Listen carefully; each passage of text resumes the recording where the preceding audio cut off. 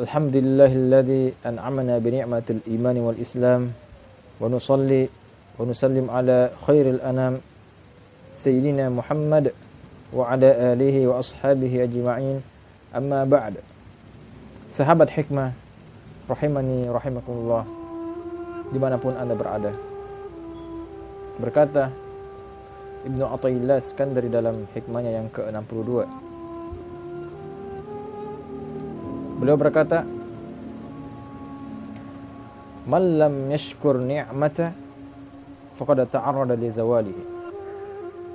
Barang siapa yang tidak mensyukuri nikmat Allah Subhanahu wa taala yang diberikan, maka sesungguhnya dia telah menyerahkan dirinya atau mempersiapkan dirinya untuk kehilangan nikmat itu. Dan jika sebaliknya, wa man syakaraha faqad qayyadaha bi iqalihi.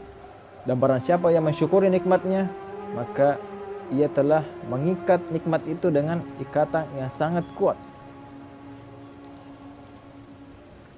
Dalam hikmah kali ini, Ibnu Athaillah berpesan bahwa jikalau Anda tidak mensyukuri nikmat yang diberikan kepada Allah dari Allah Subhanahu wa taala kepada Anda, baik dalam bentuk harta, kesehatan, keturunan, dan lain sebagainya, maka sebenarnya Anda sedang mempersiapkan diri untuk kehilangan nikmat tersebut. Bahkan tidak hanya kehilangan saja, namun ketidaksyukuran Anda kepada Allah Subhanahu wa taala akan mendatangkan murka Allah Subhanahu wa taala, seperti yang difirmankan dalam surah Ibrahim ayat ke-7. La in syakartum la azidannakum wa la in kafartum in 'adzabi lasyadid. Jika kamu bersyukur, niscaya Allah Subhanahu wa taala akan menambahkan nikmat kepadamu. Tetapi jika kamu mengingkari nikmatku, nikmat Allah Subhanahu wa taala, maka inna 'adzabi lasyadid. Sesungguhnya hal itu akan mengundang murka Allah, akan mendatangkan azab Allah Subhanahu wa taala.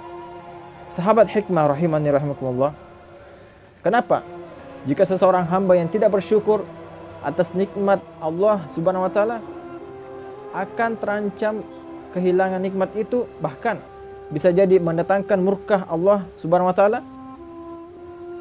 Untuk menjawab ini, mungkin kita bisa menganalogikan nikmat Allah Subhanahu wa taala sebagai barang titipan. Jadi segala nikmat Allah yang ada dalam diri kita, mulai dari ujung rambut sampai hujung kaki, adalah nikmat Allah Subhanahu wa taala atau barang titipan dari Allah Subhanahu wa taala. Anak-anak kita, harta kita, keturunan kita, kesehatan yang kita miliki adalah barang titipan dari Allah Subhanahu wa taala yang Allah akan ambil dari diri Anda suatu waktu. Seperti firman Allah Subhanahu wa taala dalam surah Al-Baqarah ayat ke-156, Inna lillahi wa inna ilaihi raji'un. Sesungguhnya mata kita, mulut kita, tangan, kaki, kesehatan kita, orang-orang yang kita sayangi adalah milik Allah Subhanahu wa taala. Barang titipan yang dititipkan oleh Allah Subhanahu wa taala kepada kita, yang mana wa inna ilaihi raji'un, yang mana semua nikmat itu, barang titipan itu akan diambil oleh Allah Subhanahu wa taala, akan kembali kepada Allah Subhanahu wa taala. Cepat atau lambat Allah akan mengambil titipannya itu kapanpun yang Dia kehendaki. Sahabat hikmah rahimani rahimakumullah, jika kita sudah tahu bahwa nikmat itu sebenarnya adalah titipan buat kita, maka pantaskah barang titipan ini kita gunakan di dalam hal-hal yang dimurkai oleh Allah Subhanahu wa taala? Tidak mahlukah kita setelah diberi titipan oleh Allah Subhanahu wa taala yang tidak lain adalah pencipta alam semesta ini, dengan syarat Anda boleh menggunakan dalam hal yang diridhoi oleh Allah Subhanahu wa taala, lantas justru Anda menggunakan nikmat ini dalam hal-hal yang dilarang dan dimurkai oleh Allah Subhanahu wa taala?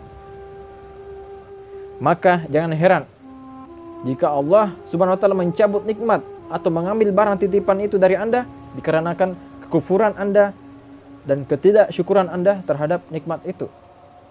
Oleh karenanya, para sahabat hikmah rahimani rahimakumullah, makna dari bersyukur atas nikmat Allah itu sesungguhnya adalah menggunakan segala nikmat yang dititipkan kepada kita semua sesuai dengan fungsi yang ditetapkan, yang ditentukan oleh Allah Subhanahu wa taala dan diridhoi oleh Allah Subhanahu wa taala. Sahabat hikmah rahimani rahimakumullah, bersyukur kepada Allah membutuhkan pembuktian. Dan kalimat syukur yang sering Anda ucapkan yaitu alhamdulillah adalah janji bahwa Anda akan menggunakan nikmat tersebut sesuai dengan ketentuan dan keridhaan Allah Subhanahu wa taala. Jika syukur hanya sebatas kata alhamdulillah saja, maka pencuri, ahli maksiat, kaum munafik, kaum fasik pun bisa melakukannya. Jika Anda sudah membuktikan syukur Anda dengan menggunakan nikmat itu sesuai dengan fungsinya, sesuai dengan yang diridhoi oleh Allah Subhanahu wa taala, maka Anda telah benar-benar bersyukur kepada Allah Subhanahu wa taala. Dan jika sebaliknya, Anda hanya mengucapkan kalimat alhamdulillah saja tanpa membuktikannya, maka sama saja Anda telah berdusta di balik kata alhamdulillah tadi.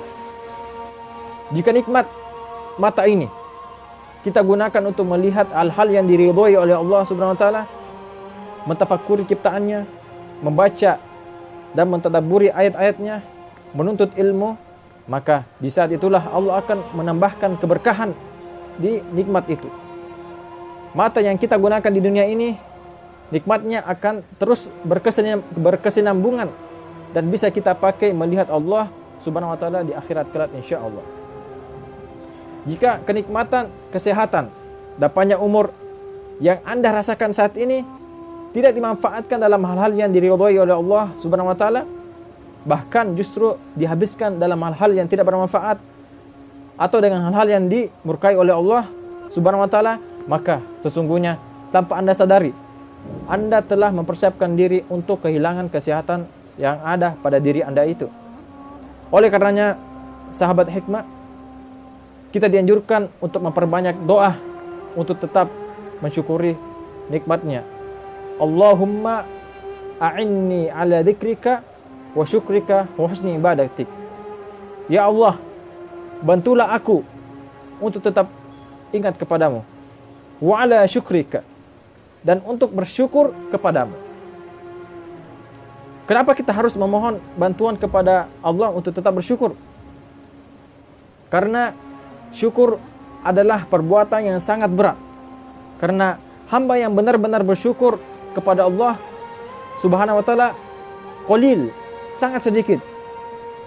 Wa qalilun min ibadiyasy syakur, kata Allah Subhanahu wa taala.